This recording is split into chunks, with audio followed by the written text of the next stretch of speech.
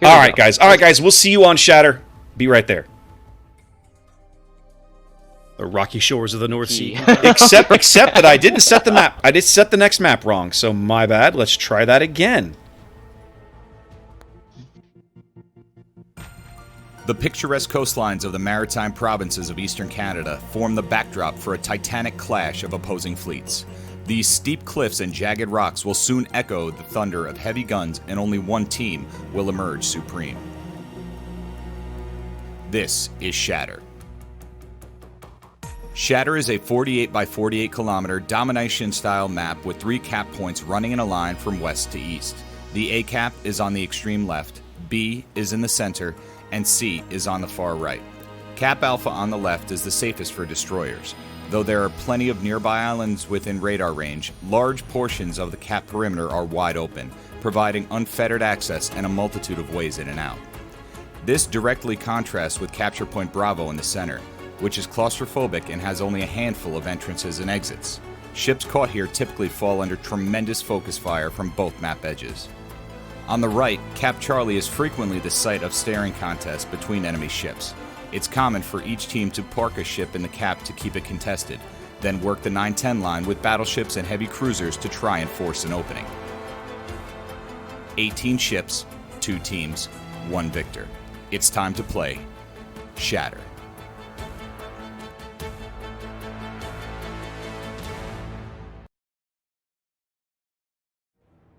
All right, ladies and gentlemen, welcome to Game 2 here. RBMK looking to advance to Day 3 if they can win this game. NACL, this is a winner go home for them. They need to win to force a Game 3. Zath, talk me through the RBMK lineup. So RBMK is going with pretty much the same kind of deal. Ohio, Shikishima, double Des Moines, losing the Hindenburg once again. I guess they see something in that ship. Moskva, Stalingrad, Summers, and Bogsy in the Smallland. This is the first time we've seen a Smallland today. Our first Smallland of the tournament. NACL returns to the table with Montana, Ohio, Des Moines, double Yoshino. Sticking with that Yoshino again and again on this map with the wider spread with lots of water to play. Yoshino might be a good pick. We'll see how it plays out. Double Stalingrad, and then sticking with Gearing and Summers. Worked for them last game, or at least they didn't seem to be working. Like they were getting good work out of the destroyers. Just they weren't able to parlay that into a win. We'll see if they can in this match.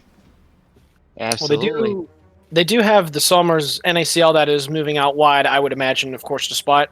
And they do have both of those Yoshinos paired together, so... You know, I say that, but I don't... Okay, I was going to say, Jeremy was taking a line that looked like he's going to move in front of this little island over here in about F8, right?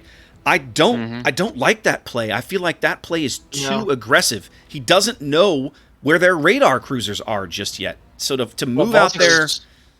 Yeah, he's already in range. Valter, he's like... That's my point. What, like 8.5? Yeah. If he comes around this corner and Valter spots him, and Valter is spotted, Valter's going to push that button, and Jeremy's going to take some damage that he doesn't need to take.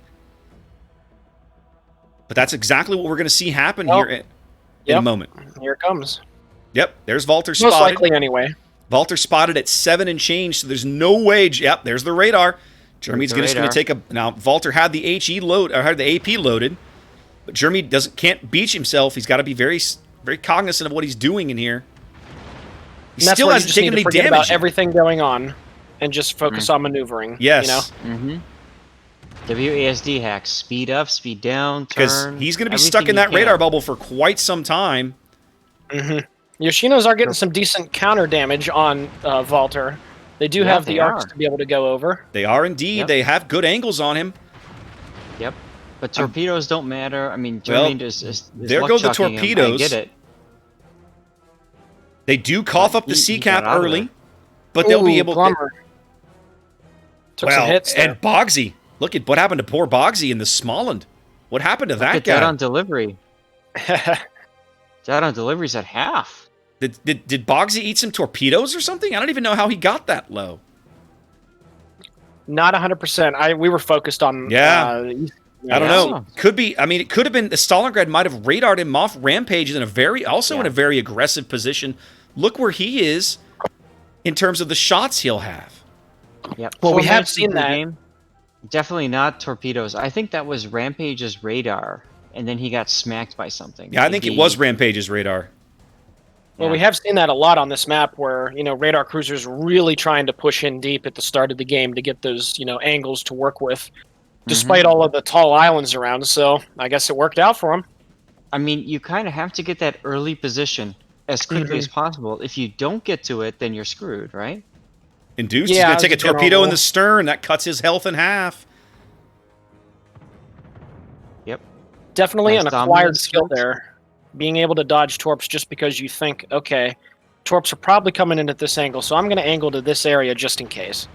So, Raptor, we were talking about earlier, and I think Sneaky, you were here too. We were talking about how the level of experience amongst the top level players, people who've been playing for 5 years, right? At this point, like, we kind of have an idea when torpedoes have been launched, right? If they've been waiting. All that kind of stuff, and that's certainly being shown here in King of the Sea. Yeah, for sure. And actually, Moff got a really nice salvo into Potato Bait, who took about 17, 18K. Well, I would say I like Moff's position because he's really he really impact in that position. He impacts what these guys on the sea flank can and can't angle to, and the Moskva is 20K. Potato's in real trouble because like angling to the Stalin is difficult. He's still not really doing a great job of it. But he can't angle to the Yoshino. That's just it. He's screwed by somebody, right? If he angles to the Stalin, the Yoshino has a great shot on him. That's TGK's Yoshino. And Wolfie as well, perhaps. Just depends on the angle here, but Insomnia's down to 5K. I say Induced is also very low. I'm not the reason why I'm not the biggest fan of the gearing is just because it doesn't have a heal. You can bring another DD that has really good concealment, and I know that the legendary module gives it even better, but obviously you don't have that heal, and now Insomnia is going to be on the back foot for the rest of the game, even though Bogsy is only on 6.5K. Of course, the small end has that radar, so he can't really do anything. Hindenburg what a from shot. Downtown bags Insomnia. And Vorax takes some torpedoes as well, by the way. Vorax was pretty healthy, but he's not now. Well, that was a big boy shot by Luce right there. That's difficult. RBMK slowly working out to control here. They're going to be bagging A momentarily, unless Moff's bagging Vorax momentarily too. Well, they are. They're going to be picking up. They've already picked up one of the NACL destroyers. They're going to be picking up one of their battleships. Yeah, and I don't know how Vorax is going to be able to get out of that spot, because obviously Valkyrie's going to be shooting too. They have retained control of the sea cap. The Shikishima shell's coming in on Deadeye's Des Moines. He does take a solid hit. Oh, that's Dead on Delivery's Des Moines. Dead on Delivery had been holding down the sea cap. He left it. Now he's going back in. There goes Vorax. RBMK up 2 ships here as we cross 7 minutes into this game. Huge. That's huge. They're ticking up 2 caps and up 2 ships. Man. NACL, I just don't know how they're going to come back. And it's frustrating because this Yoshino play on the 10 line has been really, really solid. They've made these ships work in a way that I've not seen other teams pull this off. One of the problems with King of the Sea, and in certain aspect randoms as well, is when you plan a certain lineup based off of a certain type of ship, especially Yoshino, this is not a quick get in, kill somebody kind of ship. No. So you plan for the long game, and then the short game, your team gets obliterated.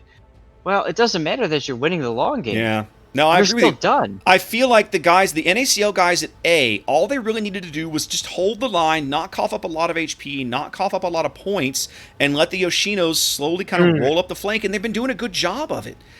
But the teams kind of over here just feels like they just got a little too aggressive, or they push into places maybe they didn't want to be or weren't meant to be, and now they're on the back foot again.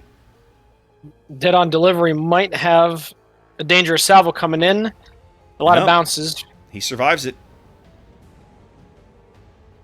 But not a lot of hit points, of course. Now, so, I will say they have worked Valter down to where Valter is, 6K and falling here, and still on fire. Yep. These Yoshinos are finally going to get him off the board eventually. It's going to happen here in the next 30 seconds, I think, if not faster. And again, that's great for the long play, but the short play is holy crap. They're already down 2 ships. Yeah. More shells going in. This ought to be it for Valter. If one of these shells connects, he's going out. Nope. No, the island. He managed to dodge them. He's got his radar up as he heals, moving forward. I think that might have been the dispersion wonkiness that happens when you're sitting next to the island sometimes. Yeah, maybe. More shells going in as they've got Jeremy radared. He puts torpedoes downrange for the Shikishima. Mm-hmm. Valter's at 25k. Valter. The Shikishima's going to be fine, though. Oh, yeah, the Shiki's fine. He's already moving the other way. They've got radar now on Valter. They've got to bag that kill. They put so much time and energy into getting Valter off the board. They have to deliver. Mm-hmm. It needs to happen right now. Well, here comes the shot from Wolfie, but I saw him shoot at the what was it? The Shikishima right before that salvo that just hit Valter. Because they lost eyes on Valter, I think, at one point. Okay. Oh no, TGK is going down. Yep. The enemy is about to win. Very costly push for these Yoshinos. Yeah. Yep, indeed. RBMK just denying this push. Valter finally goes down, but man, it comes at least 2 minutes too late. They are going to be able to pick up C, but it's just not going to matter. They've lost too much firepower to get to this position. Yeah. And it looks like the Ohio and the Stalingrad over on the A side are about ready to kick the bucket as well, so. Yeah. Both Mercia's Ohio and Patch's Stalingrad clinging to life under 10,000 HP a pop. They'll be off the board in moments. Absolutely. And although Luce has taken a bit of damage, I'm curious how much damage he's actually managed to get, because he's been kind of sitting out there north of A with that spotter plane and with the range mod doing a decent bit of damage from what I can tell. Well, he's in the Hindenburg, which means he just has to be there and be shot at. Yeah. So, I think they're going to get zeroed here, guys. Oh, absolutely. If they kill Patch, there it is. There it is. When Patch dies, that seals the deal as RBMK goes 2-0 and moves on to day 3. Which means, are we going to try to find a game 3 now? It's all dependent on whether or not there is one, but at last I looked, all of these games were being live streamed, so there might not be a game 3 is what I'm getting at. I mean, we were also in the bracket that was running behind everybody else today. Mm-hmm. I'll go look. We'll go look and see if there's anything still running, but I'm willing to bet you that there is not.